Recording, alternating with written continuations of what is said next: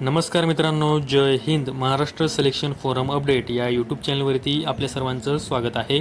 महाराष्ट्र राज्य सुरक्षा महामंडळाकडून महाराष्ट्र सुरक्षा बल MSI प्रशिक्षण सत्र क्रमांक 75 हे प्रशिक्षणासाठी बोलवण्यात आलेलं आहे. त्या संदर्भात आजच्या व्हिडिओमध्ये आपण संपूर्ण आणि सविस्तर माहिती घेणार आहोत. त्या अगोदर जर तुम्ही आपल्या यूट्यूब चॅनलवरती पहिल्यांदा आला असाल तर आपल्या यूट्यूब चॅनलला सबस्क्राईब करून ठेवा. शासकीय भरती असेल, निमशासकीय भरती असेल, त्याविषयी जी काही महत्त्वाची माहिती आहे ती मी आपल्या यूट्यूब चॅनलच्या माध्यमातून आपल्यापर्यंत पोहोचवण्याचा प्रयत्न करत असतो. मित्रांनो, महाराष्ट्र राज्य सुरक्षा महामंडळाकडून महाराष्ट्र सुरक्षा बल प्रशिक्षण सत्र क्रमांक 75 हे प्रशिक्षणासाठी बोलवण्यात आलेलं आहे. आता विविध ट्रेनिंग सेंटरवरती उमेदवारांना प्रशिक्षणासाठी बोलवण्यात आलेलं आहे.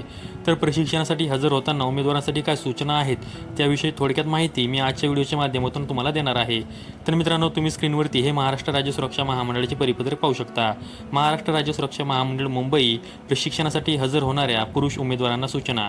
म्हणजे हे जे काही प्रशिक्षण सत्र क्रमांक 75 आहे यामध्ये पुरुष उमेदवारांना प्रशिक्षणासाठी बोलवण्यात आलेलं आहे.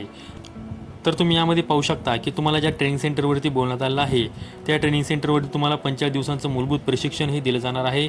8/6/2026 रोजी सकाळी 8 वाजता तुम्हाला ज्या प्रशिक्षण केंद्रावरती बोलवण्यात आलं आहे त्या प्रशिक्षण केंद्रावरती हजर व्हायचं आहे.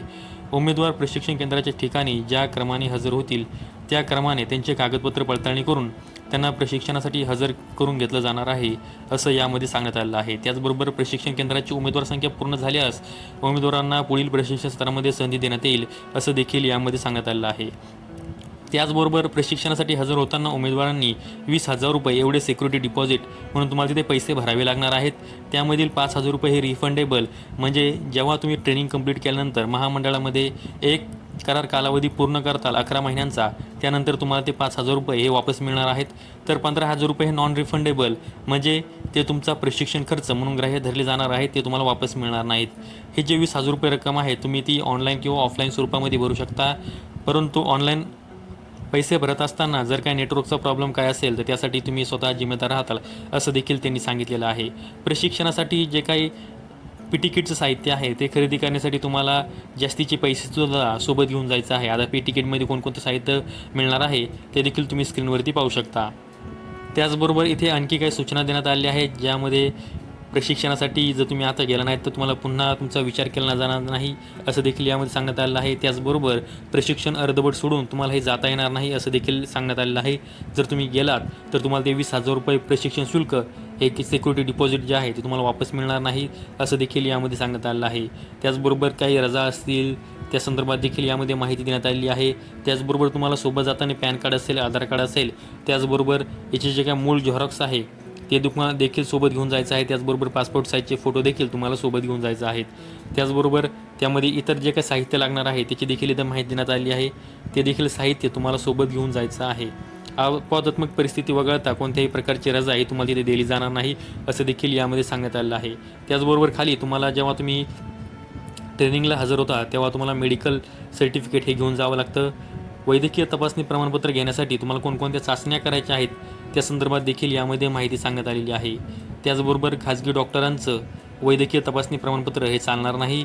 शासकीय जे काही हॉस्पिटल आहे त्यामधूनच तुम्हाला मेडिकल सर्टिफिकेट हे काढून घ्यायचं आहे. त्याचबरोबर प्रशिक्षणासाठी हजर होताना पोलीस चारित्र्य पडताळणी प्रमाणपत्र देखील तुम्हाला सादर करणं आवश्यक आहे. जर ते तुमच्याकडे नसेल तर त्यासाठी तुम्ही जो ऑनलाईन अर्ज भरलेला आहे त्यासाठी जी पावती तुम्हाला मिळते ती देखील तुम्ही तिथे देऊ शकता. त्याचबरोबर आता हे जे काही सूचना आहेत त्याचबरोबर जी काही महत्त्वाची माहिती आहे ही महाराष्ट्र राज्य सुरक्षा महामंडळाच्या वेबसाईटवरती देण्यात आलेली आहे.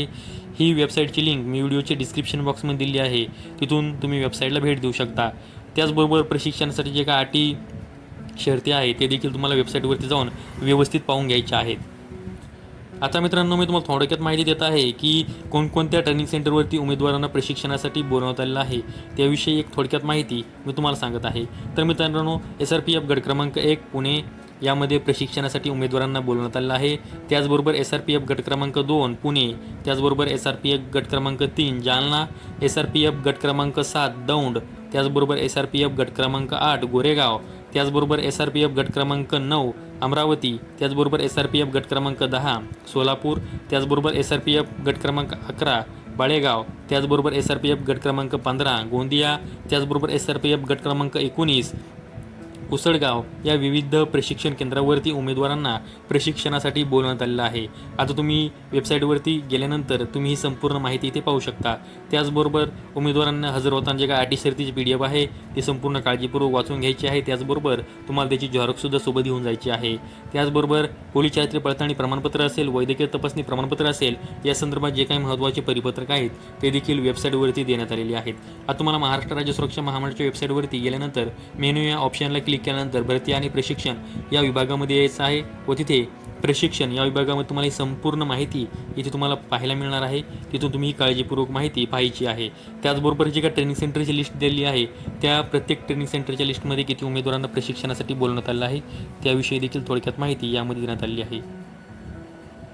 तर मित्रांनो, आशा करतो की तुम्हाला ही दिलेली संपूर्ण माहिती लक्षात आली असेल. अशाच माहितीसाठी आपल्या MSF अपडेट या यूट्यूब चॅनलला सबस्क्राईब करून ठेवा. व्हिडिओ आवडल्यास व्हिडिओला लाईक करा.